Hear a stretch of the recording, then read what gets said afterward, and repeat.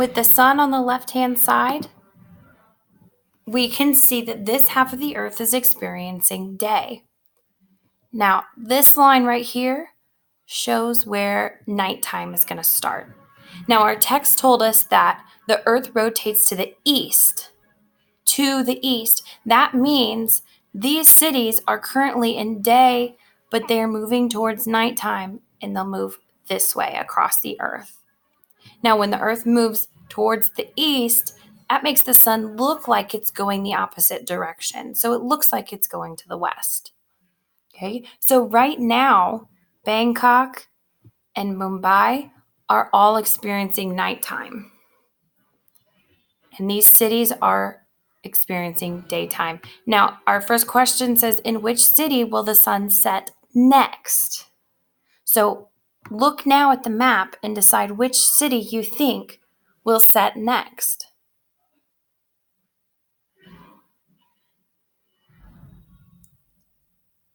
The next city that will experience the sunset will be Sana'a, right here.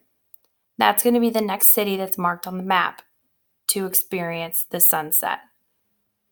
Now, where on earth is it noon? Is it over here on the right-hand side where it's dark, or on this left-hand side facing the sun?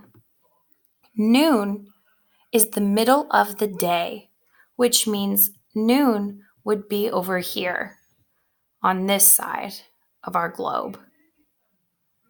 That means midnight, or the middle of the night, is on this right-hand side over here. This is where we would find midnight. Now we're going to read about revolutions. A revolution is not to be confused with a rotation. A rotation is when the earth travels around itself. It spins in a circle around its axis. A revolution is when the earth travels around the sun.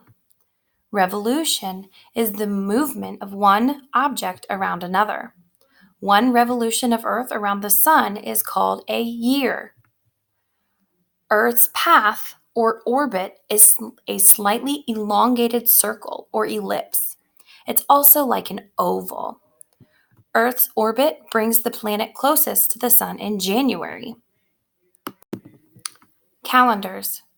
People of many cultures have divided time based on the motions of Earth and the moon. They have used the motions to establish calendars.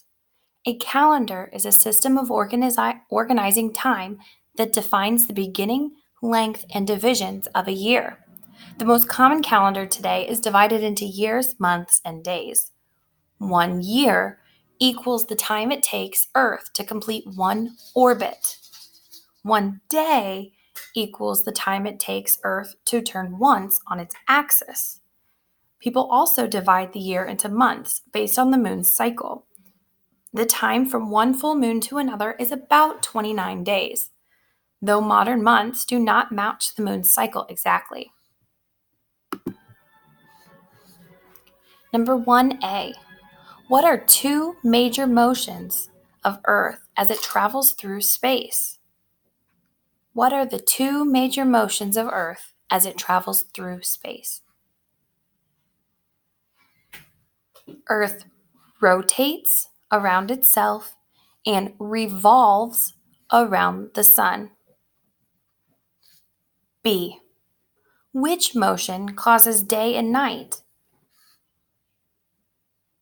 Which motion causes day and night? Earth's rotation causes day and night. Letter C. Why do people use Earth's motions to determine units of time?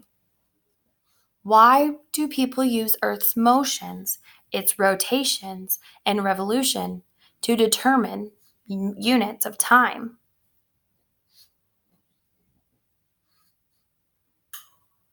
These motions always take about the same amount of time.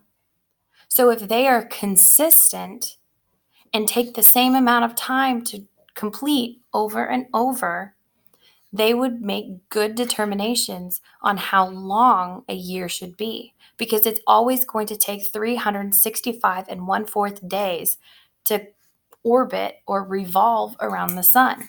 So 1 year is always 365 and 1/4 days.